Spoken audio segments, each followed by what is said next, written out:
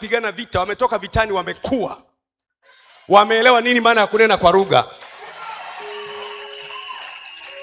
Mtu anakupiga kirungu, wewe unamjibu rekaba santa kaparaba.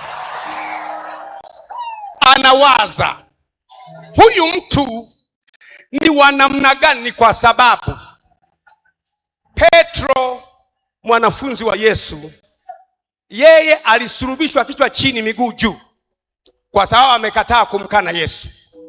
Mathayo alifungwa kwenye gari akaburuzwa mpaka akafa.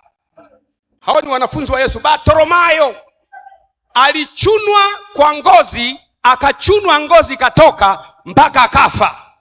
Stefano alipigwa mawe mpaka akafa. Luka alichomwa mikuki Ugiriki mpaka akafa. Hakuna mwanafunzi wa Yesu aliyekufa na malaria au na magonjwa. Wote wale. Tena Petro alipoambiwa unatakiwa kuuawa au kana imani yako, akasema niko tayari kuuawa. Wakamwambia tunakusulubisha msalabani kama bwana wako. Akawaambia mimi msinisulubishe msalabani kama bwana wangu, mimi nisulubisheni kichwa chini miguu juu.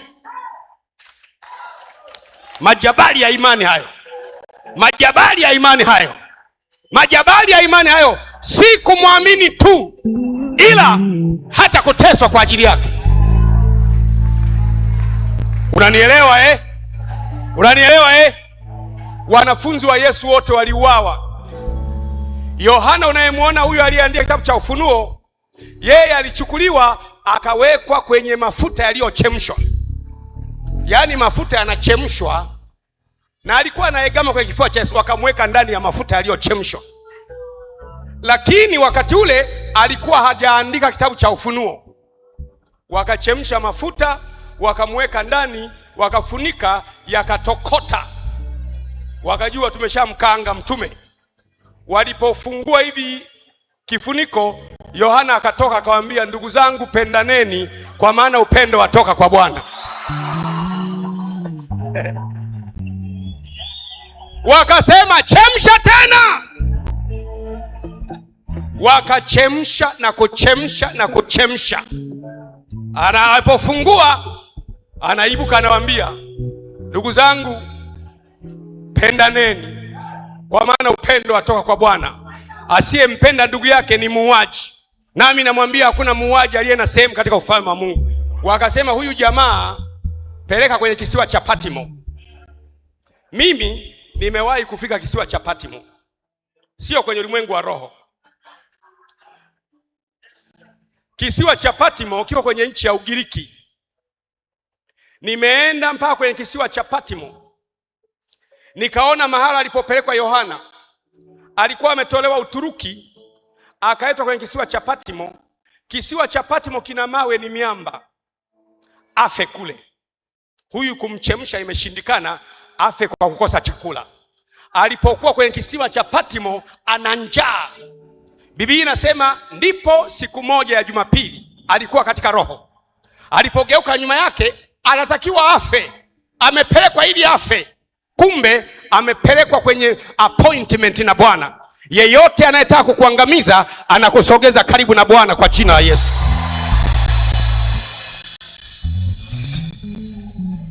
Wewe ujiulize, kwa nini leo hapa tumejaa sana? Si kawaida. Hapa juu tumejaa na chini tumejaa. Unajua maana yake nini? Mwambie mwenzako vita imepiganwa. Vita imepiganwa. Na wanafunzi wote wakafa. Wengine kusulubishwa, wengine kuchoma mkuki, wengine kuchoma mishale, wote wakafa. Ndiyo maana ya imani. Imani huwa inalindwa. Imani huwa inalindwa. Na Danieli akaambiwa ingia kwenye tundu la simba. Akaingia. Alipoingia Danieli anashangaa. Mfalme aliyeagiza Danieli atupe kwenye tundu la simba hakulala usiku. Hakulala. Watumishi wa Mungu kaeni. Hakulala. Mfalme ameagiza Danieli atupe kwenye tundu la simba, yeye hajalala. Asubuhi mapema kwenye saa 11 akaenda kwenye tundu la simba, limefunikwa. Yaani Danieli amelala ndani ya tundu la simba. Mfalme akaenda anauliza, Danieli mtu wa Mungu? Kumbe ulikuwa unajua ni mtu wa Mungu. Ulinitupa kwa nini sasa? Danieli mtu wa Mungu, Mungu naye mtumikia hakukuokoa na simba hao? Danieli akaitikia kwa unyenyekevu, akaitikia kwetu na simba, mfalme uishi milele mfalme. Mungu ninayemtumikia amemtuma malaika wake, kwa sababu mimi nalionekana sina hatia, amenilinda na simba wale wamekosa nguvu juu yangu. Mfalme akawaitisha wale mawaziri waliomshtaki Danieli, akasema, jamani, hebu Danieli atoke ndani ya tundu la simba. Danieli akatolewa. Mfalme akaamuru kwamba wale waliomtupia na wenyewe waende mle, ili tufanye ulinganifu. Wale waliomtupia ndani ya tundu la simba, justice, namna ya kupima haki imebadilika, wanapima simba. Maana watu wanakuwa na chenga siku hizi, wapime simba wa shimoni. Biblia inasema wakakusanywa mawaziri na maamiri, walipotupwa mle balaa, simba wakawavunja mifupa, wakawamaliza. Wakati wa hatari, nyuma yake kuna muujiza wako. Narudia tena, when God is about to bless you, he allows a danger to come to you. Unaposimama kumtetea Yesu, mbingu nzima inasimama pamoja na wewe. Mimi kwenye mambo yanayohusu Mungu wangu nitarudi mbinguni nikiwa mbichi hivi hivi.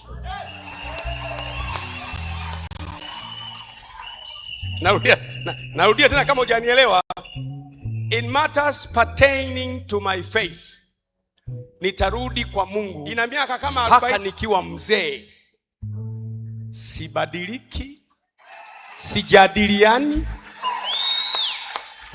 Nyakati tunazoziendea, nyakati za artificial intelligence, nyakati za sayansi kuongezeka, ni nyakati ambazo watu wanajaribiwa kupoa.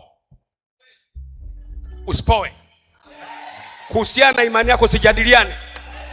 Na ukienda kwenye kanisa lolote ukaona kama kuna mchanganyo, ni kana kwamba Yesu hapa yupo na ujanja fulani upo, ondoka pale. Hata kama ni kanisa la ufufuo, ondoka pale. Uwe sehemu ambayo neno la Mungu likihubiriwa unajisikia Mungu anazungumza na mimi, unajisikia Yesu ananena na mimi. Umenielewa Umenielewa Maaskofu wetu wawili hawapo, Dickson pamoja na Mwana Mapinduzi, walipigana mpaka wakaenda nje ya nchi kuokoa uhai wao. Na leo tutawaombea na wao. Tutawaombea Dickson pamoja na Mwana Mapinduzi, Mungu awape nafasi. Sisi, yeyote asiye mpiganaji si mwanangu. Kama ni mtoto basi ni mtoto wa kambo. Wanangu wote zikipangwa zinapangwa kwa habari ya imani yao. Hakuna mjadala. Mwambie mwenzako hakuna mjadala. Unajua, sikiliza nikwambie kitu kidogo.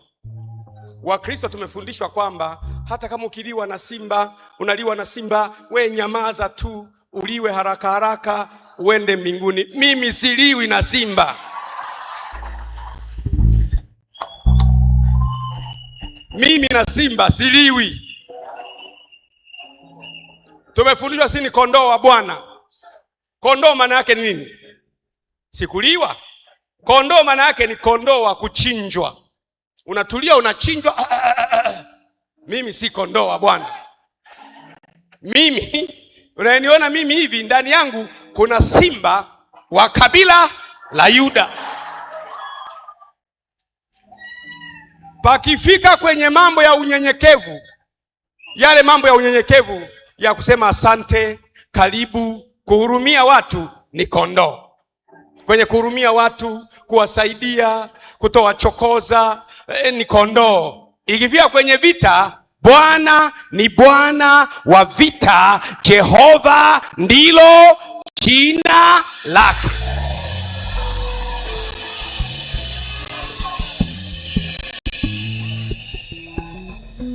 Umenielewa? Anayeshangaa mwambie wewe sio wa hapa, mbona shangaa? Familia hii haina mjadala. Familia hii ikiamua kwenda inakwenda popote pale. Mmenielewa wanangu? Mmenielewa? Vile vile kama Bwana alivyokushindia 2025, Mungu wa baba yako akuvushe mabonde yote 2026, na mtu aseme haleluya.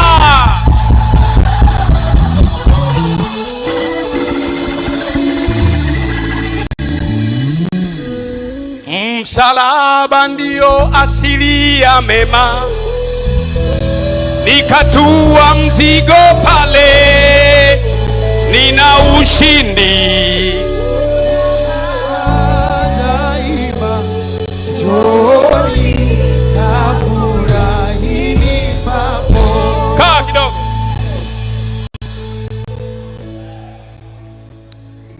Shike mkono mwenzako,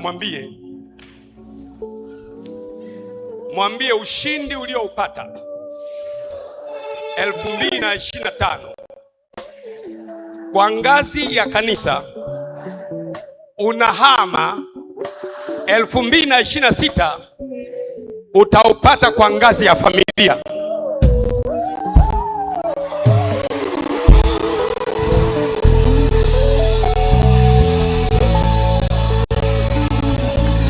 Mimi nikisema imeshakuwa,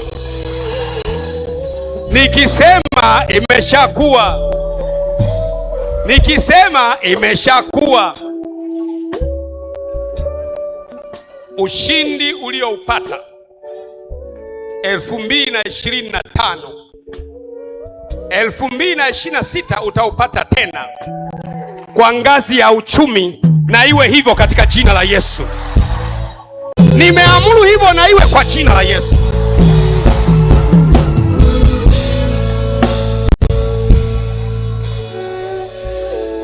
Nimeamuru na imeshakuwa. Unanielewa nilichosema? Niwaambie jambo moja. Raka pasi. Kaa kidogo. Nitajisikia vizuri zaidi ule wimbo utakapoimbwa. Bado dakika chache nitampa nafasi Bella Kombo, atatupa wimbo ule Maashela, miungu ya kigeni wamevunjika. Nisikize kidogo.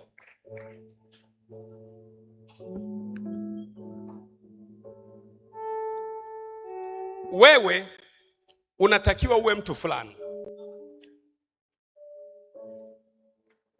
Umepangiwa na Mungu kwa namna ile ile ulivyo kwenye viwango tofauti. Umepangiwa wewe na tabia yako hiyo hiyo, na kushindwa kwako vile vile, na dhambi zako vile vile. Mungu amekupangia uwe mtu fulani, na hajakupangia ulipookoka. Tangu ulipoletwa duniani kuna jambo umepangiwa. Sasa sema mamlaka za kichawi rohoni zinakuona yule amepangiwa jambo. Mamlaka za kichawi zinashindana na wewe ili upenyo uliopewa usifunguke. Kwa namna mbalimbali, unakuwa mgonjwa, unachukiwa na watu, unakosa kusomesha, watu wanakusingizia mambo ya ajabu. Mchawi huyu, lengo lao sio uumie. Lengo lao wanaona mahali unakwenda pale, wanataka usifike. Ndiyo dunia imesetiwa hivyo, kwamba watege wenzako wadondoke ili wewe uende. Dunia iko hivyo. Yaani wewe ulipozaliwa haujaokoka ndio Mungu akaanza mpango na wewe. Mungu alikutoa mbinguni live kwenye kifua cha Mungu Baba, akiwa anasema huyu ni mama Sarehe. Atafika duniani, atatunga wimbo unaosema ninayo ndoto, Tanzania mpya inakuja. Mungu amepanga. Na hata kama ungezaliwa kwenye familia ya wasio wa Kristo, litatokea tu jambo. Hata kama ungezaliwa Pemba, Mungu atasababisha kitu ili ukutane na mtu ambaye atakuungamanisha kwenda kwenye kesho yako. Sio kila kanisa litakuungamanisha kwenye kesho yako. Mchungaji mwenyewe moga na yeye kama wewe hivyo hivyo. Moga. Na Biblia inasema hakuna waoga walio na sehemu katika ufalme wa Mungu. Mimi ningekuwa mshirika wa kawaida, wa kwanza kumwepuka ni mchungaji moga, askofu moga. Huniambii kitu. Mnakumbuka vizuri wakati wa corona, mimi nilikula msimamo. Hakuna chanjo hapa. Hakuna chanjo hapa. Hakuna chanjo hapa. Tuliabudu sisi wakati wa corona, na katikati ya corona ndipo tulipojenga jengo letu, ghorofa ya kwanza, ghorofa ya pili, ghorofa ya tatu katikati ya corona. Wakati wengine wanalia, sisi tunacheka. Tuko tofauti. Kwenye kusimama kwenye imani, Mungu hakupi imani. Unajua ujasiri sio kukosa woga. Courage is not the absence of fear. Ujasiri ni kujua kilichokuleta duniani. Najua kilichonileta duniani, kwa hiyo sifi. Anakufa huyo, anakufa huyo. Leo niliposema nakuja kanisani Jumapili, message nilizopokea za watu mbalimbali, manabii, mitume na nani, askofu, Bwana anasema usiende kabisa, usijitokeze.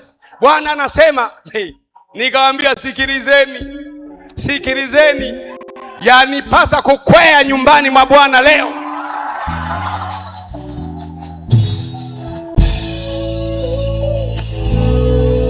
Na kuanzia leo niko hapa kila Jumapili.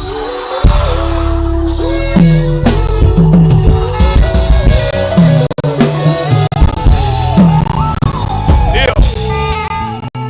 Kuanzia leo Mungu ameruhusu niko hapa kila Jumapili. Tunataka kuwa na uamsho usiokuwa wa kawaida. Unaona jengo hili haitutoshi. Juu tujae, chini tujae, pembeni tujae, kushoto tujae, tuijaze dunia kwa jina la Yesu.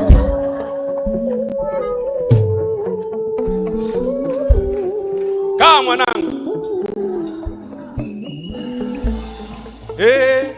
usiende.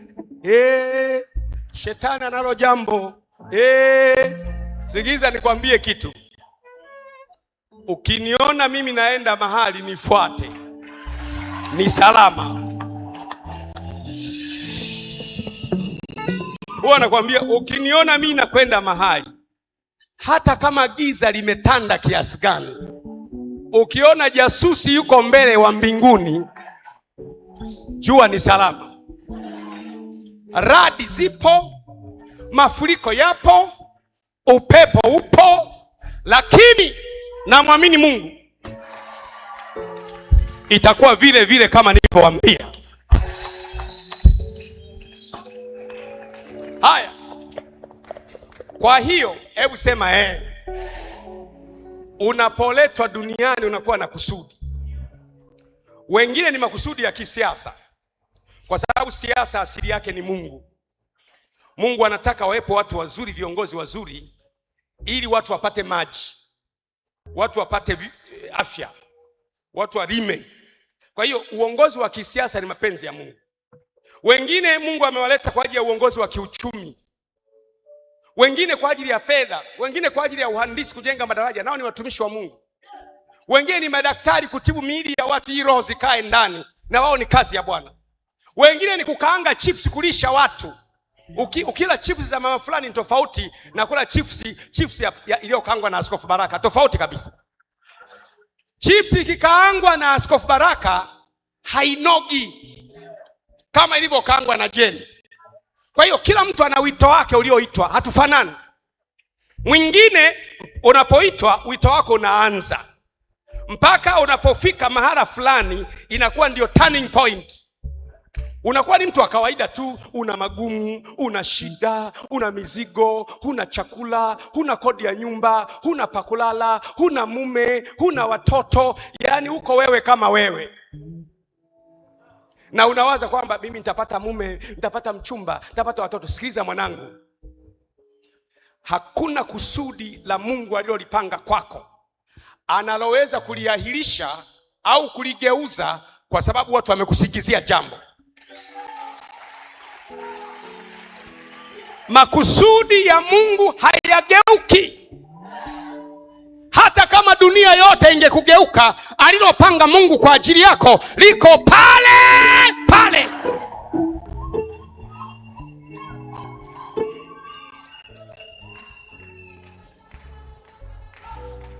Sasa hebu sema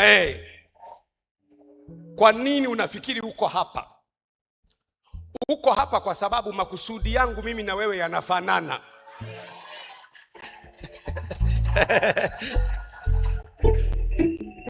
Mwambie mwenzako ni mfanano wa makusudi ndio uliomsababisha Mungu akulete hapa.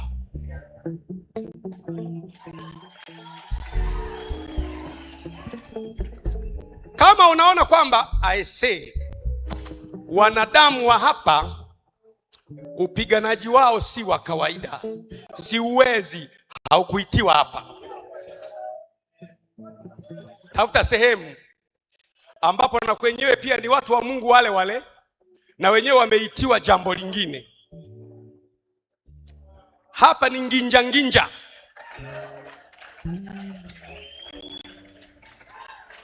Yaani hapa tunamwona shetani huyo, tunamwambia njoo njoo. Inapigwa raundi ya kwanza. Kwa nini? Kwa nini? Hebu nikupe mfano. Sikiliza wewe, nikupe mfano.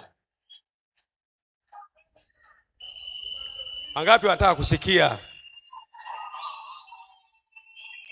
Unajua nina miezi 6 sijahubiri. Niliacha kuhubiri tarehe 24 mwezi wa 5. Leo ndio nahubiri tena. Kwa hiyo nina maneno mengi. Na kila ninachokisema kitakupata vile vile kama nilivyosema.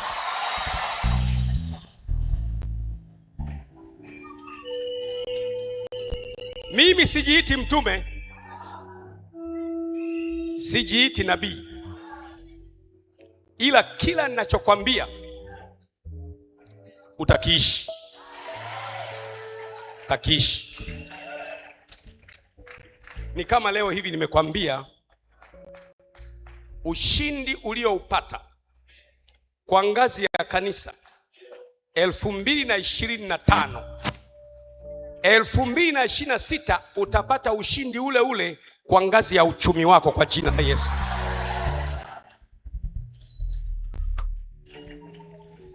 Sasa sema kwa hiyo wewe unashuka kutoka mbinguni, una kusudi. Yaani Mungu ana kusudi na wewe. Alafu unapofika duniani kwa sababu ya kusudi hilo kuleta duniani. Bela tu akiwa tayari nitampa huo wimbo atupe. Nataka yani tuusikie yani. Alafu baadaye nitamruhusu aondoke. Alafu nitaendelea na wewe kidogo kwa dakika chache. Kwa hiyo na ndio maana Yesu Kristo alipokuwa duniani alitafuta apate wanafunzi wenye kusudi moja na yeye. Akaingia ikulu, hakuwapata. Anaangalia hapo, amna mwenye kusudi moja na yeye, ila wacha Mungu hapo wengi. Akaona wavuvi hawana elimu. Jamaa mmoja mvuvi tu anaitwa Yohana Yakobo, wako na baba yao wanavua samaki. Akamwambia wewe nifuate. Ulipotoka mbinguni na mimi nimetoka mbinguni, tuna makusudi yanafanana, nifuate. Sasa kuhusu mzee Zebedayo na watu wake wa mshahara na vyombo nifuate, achana naye. Naye ametoka mbinguni na kusudi la mzee Zebedayo si hapa. Na ndio maana mzee Zebedayo hakwenda. Twende. Akamkuta Mathayo anatoza ushuru TRA. Akamwambia twende mzee. Akamkuta Yuda Iskariote akamwambia twende, unajua mahesabu ukaniuze.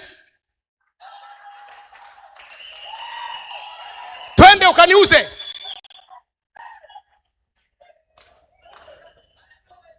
Sasa singeuzwa Yesu angekufaje? Na homa na malaria lazima auzwe. Muuzaji naye akachaguliwa. Mwenye moyo mnashangaa, yani Yuda unamuuza Bwana, ndio wito. Nimetiwa nguvu kumuuza. Yesu akawakusanya wanafunzi wana makusudi yanayofanana na kusudi mama lake. Wakaanza safari.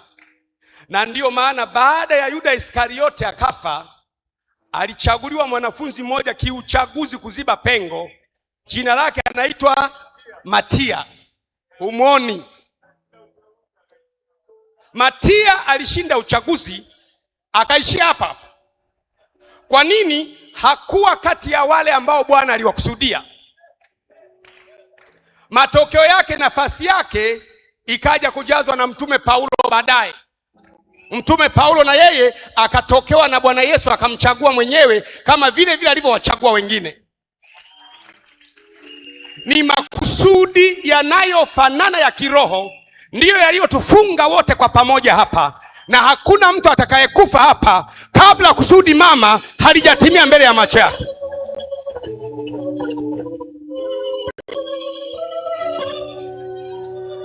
Wewe ungeelewaje?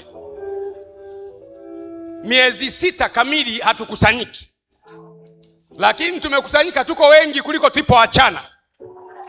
Maana yake ni nini? Kuna wengine kwenye mtandao wanatusubiri. Nimezaa mpaka kwenye mtandao sasa, nimezaa. Kila anayependa haki, anayependa amani, anayependa ushindi ni mtoto wetu yule. Sasa sema Mungu amekuwa ameanza kitu ndani yako, alafu unaokoka hapa. Mungu ana namna ya kuwakusanya. Unakuwa wewe ulikuwa mwalimu, unafundisha shule ya msingi Nyamnywiri, unafundisha huko bize. Mungu anaona wewe sio wa hapa, unaugua. Ombewa Geita hamna, ombewa Mwanza hamna, pelekwa Bugando hamna, pelekwa Muhimbili hamna. Ukaambiwa Bwana kuna pale wanarudisha misukule pale, nenda pale. Kumbe kule uliko kuna ombewa wanasema toka shetani. Ukafika mahala ambapo wanasema njoo. Kwanza ukashangaa, maombi ya hapa wanaita njoo. Wale wa hapa wana nguvu, wanaamini kwamba Yesu alikuwa mbinguni, akaja duniani akavaa mwili, alafu akauvua mwili akarudi mbinguni. Wanaamini na wewe ulikuwa mbinguni ukaja duniani ukavaa mwili.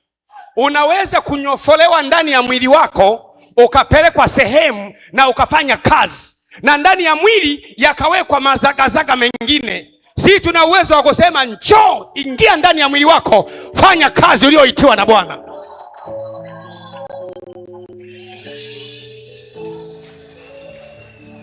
Mtu anakuja hapa anafunguliwa, ndipo anakaa sasa.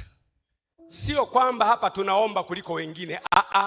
Mungu amekuleta kwa binadamu waliotoka mbinguni wenye kusudi linalofanana na wewe. Anawakusanya, anawafunga pamoja na haufi. Hebu sema sifi.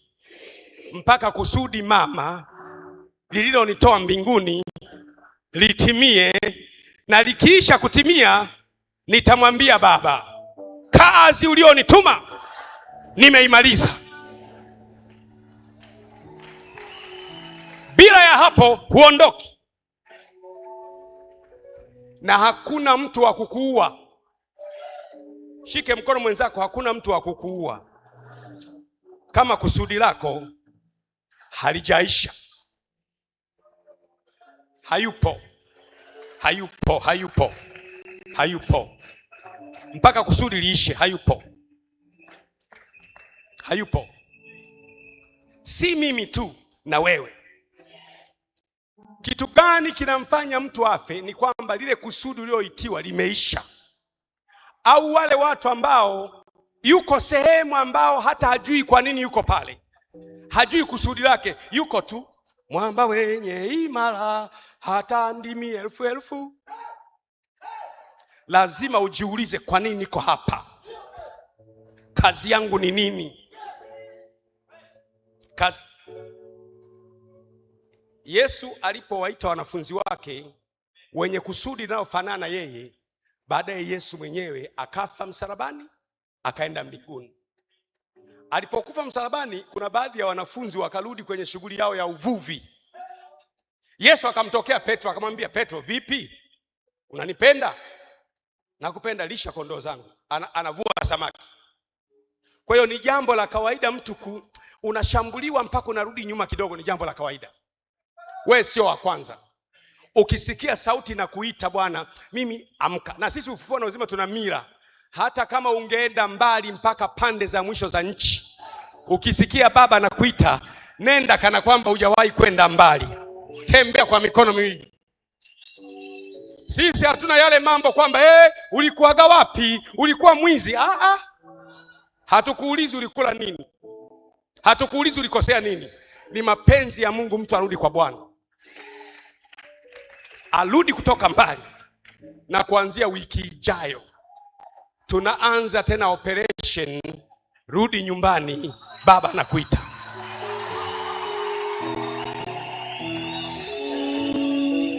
Rudi nyumbani, Baba anakuita. Na Mungu akitupa neema mwaka huu, tutakuwa na mikutano tena ya kupita wilaya kwa wilaya, kata kwa kata, tarafa kwa tarafa. Why not? Kuhubiri Injili ndio kazi yetu. Sasa hebu sema wewe unayenitazama, kifo kimeondolewa juu yako, cha magonjwa, cha balaa au cha kupangwa, mpaka utimize kusudi ambalo Mungu ametaka. Piga kelele useme haleluya. Narudia tena.